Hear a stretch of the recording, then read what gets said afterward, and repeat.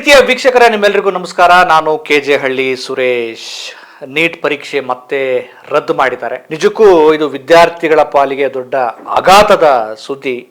ಏನು ವೈದ್ಯರಾಗಬೇಕು ಅಂತೇಳಿ ದೇಶದಾದ್ಯಂತ ವೈದ್ಯಕೀಯ ಶಿಕ್ಷಣ ಪ್ರವೇಶಾತಿಗಾಗಿ ಮೇ 3ನೇ ತಾರೀಕು ಸುಮಾರು ಒಂದು 23 ಲಕ್ಷ ವಿದ್ಯಾರ್ಥಿಗಳು ಪರೀಕ್ಷೆಯನ್ನ ಬರೆದಿರ್ತಾರೆ. ನೀಟ್ ಪರೀಕ್ಷೆ 2026 ನೀಟ್ UG ಪರೀಕ್ಷೆಯನ್ನ. ಇದೀಗ ಈ ಪರೀಕ್ಷೆಯಲ್ಲಿ ಅಕ್ರಮ ಆಗಿದೆ, ಪ್ರಶ್ನೆ ಪತ್ರಿಕೆಗಳು ಸೋರಿಕೆಯಾಗಿದೆ ಅನ್ನುವಂಥ ಕಾರಣವನ್ನ ನೀಡಿ ರಾಷ್ಟ್ರೀಯ ಪರೀಕ್ಷಾ ಸಂಸ್ಥೆ ಪರೀಕ್ಷೆಯನ್ನ ರದ್ದುಗೊಳಿಸಿದೆ.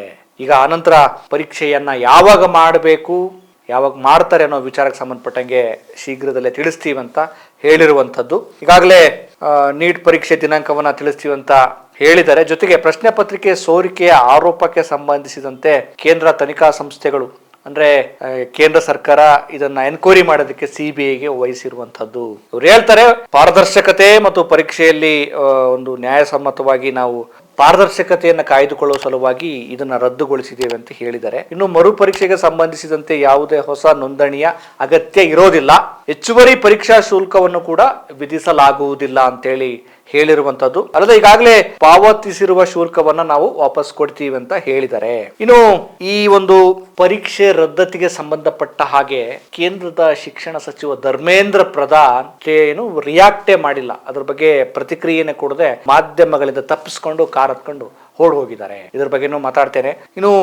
ಇನ್ನೂ ಡೀಟೇಲ್ ಅನ್ನ ನೋಡೋದಾದ್ರೆ ಸ್ನೇಹಿತರೆ, ಏನು ಈ ಪ್ರಶ್ನೆ ಪತ್ರಿಕೆ ರಾಜಸ್ಥಾನದ ಭಾಗದಲ್ಲಿ ಸೋರಿಕೆಯಾಗಿದ್ದೇವೆ ಅಂತ ಹೇಳಿ ಈಗ ಗೊತ್ತಾಗ್ತಿರುವಂತದ್ದು. ಒಂದು ವಾಟ್ಸಪ್ ಗ್ರೂಪ್ ಇತ್ತಂತೆ, ಪ್ರೈವೇಟ್ ಮಾಫಿಯಾ ಅನ್ನುವಂತ ವಾಟ್ಸಪ್. ನೋಡಿ ಎಂತ ಒಳ್ಳೆ ಹೆಸರು, ಪ್ರೈವೇಟ್ ಮಾಫಿಯಾ ವಾಟ್ಸಪ್ ಗ್ರೂಪಿನಲ್ಲಿ ಈ ಪ್ರಶ್ನೆ ಪತ್ರಿಕೆಗಳನ್ನ ಮಾಫಿಯಾದವರು, ಸೋರಿಕೆ ಮಾಡುವಂತ ಮಾಫಿಯಾದವರು ಇದನ್ನೆಲ್ಲ ಕಡೆ ಹಂಚ್ತಾ ಇದ್ರಂತೆ.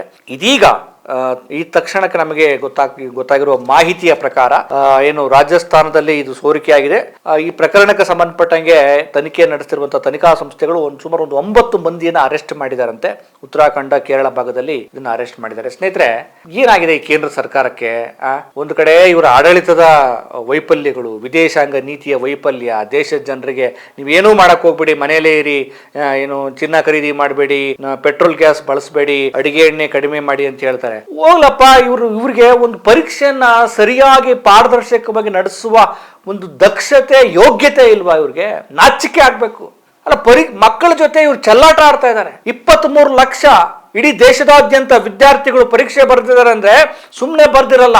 3-4 ವರ್ಷ ಕಷ್ಟಪಟ್ಟು ಶ್ರಮ ಹಾಕಿರ್ತಾರೆ. ಹಗಲು ರಾತ್ರಿ ಅನ್ನದೆ ಕೋಚಿಂಗ್ ಸೆಂಟರ್ಗಳಿಗೆ ಲಕ್ಷಗಟ್ಟಲೆ ಫೀಸ್ ಅನ್ನ ಕಟ್ಟಿ ನಾನು ಪರೀಕ್ಷೆ ಬರೆದು ಪ್ರವೇಶಾತಿಯನ್ನ ಪಡೆದು ನಾನು ಡಾಕ್ಟರ್ ಆಗ್ಬೇಕು ಅಂತ ಕನಸನ್ನು ಇಟ್ಕೊಂಡಿರ್ತಾರೆ. ಅವ್ರ ಕುಟುಂಬಕ್ಕೆ ಒಂದು ನಂಬಿಕೆಯನ್ನು ಹುಟ್ಟಿಸಿರ್ತಾರೆ.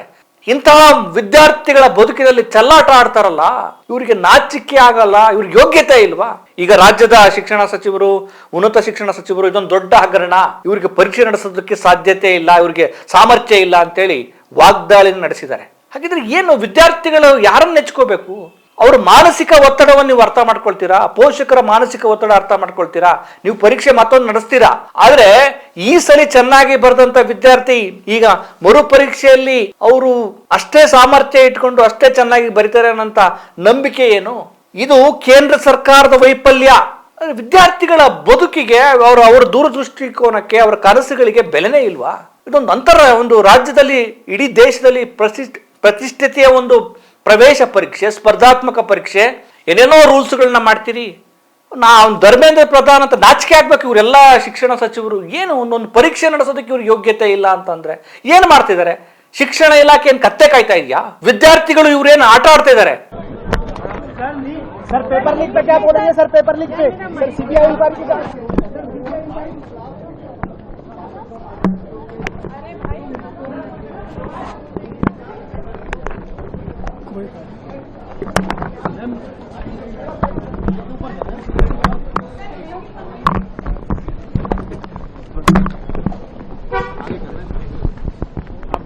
धीरे लगा हुआ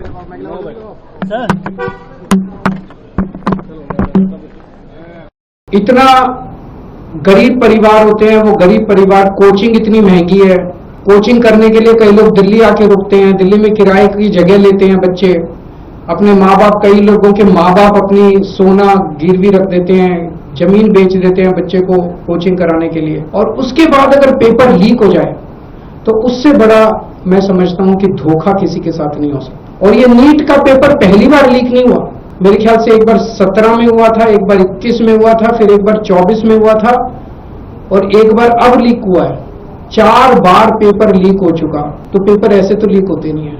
ಇಲ್ಲ ಅಕ್ರಮ ಆಯ್ತು, ಅಕ್ರಮ ನಡೆಯೋದಕ್ಕೆ ಯಾಕೆ ಬಿಟ್ರಿ? ನಿಮ್ ಕೈಲಿ ಆಗ್ಲಿಲ್ಲ ಅಂದ್ರೆ ರಾಜೀನಾಮೆ ಕೊಟ್ಟು ಹೋಗಿ. ಒಂದು ಪರೀಕ್ಷೆಯನ್ನ, ಅದು ಮಹತ್ವದ ಪರೀಕ್ಷೆಯನ್ನ, ವೈದ್ಯರಾಗುವ ಕನಸನ್ನ ಇಟ್ಟುಕೊಂಡಿರುವಂತ ವಿದ್ಯಾರ್ಥಿಗಳು ಅದಕ್ಕೆ ಪ್ರವೇಶಾತಿಯನ್ನ ಪಡೆಯುವಂತ ಪರೀಕ್ಷೆಯನ್ನ ಸರಿಯಾಗಿ ನಡೆಸುವ ಯೋಗ್ಯತೆ ಇಲ್ಲ ಅಂತಂದ್ರೆ ಯಾಕ್ರಿ ಅಧಿಕಾರದಲ್ಲಿದ್ದೀರಿ? ಹೋಗಿ ಮನೆಗೆ. ನಮ್ಮ ಕೈಲಿ ಆಗಲ್ಲ, ಅಕ್ರಮವನ್ನು ತಡೆಗಟ್ಟೋದಿಕ್ಕಾಗಲ್ಲ, ಅಥವಾ ನೀವೇ ಶಾಮೀಲಾಗಿದ್ದೀರೋ ಗೊತ್ತಿಲ್ಲ.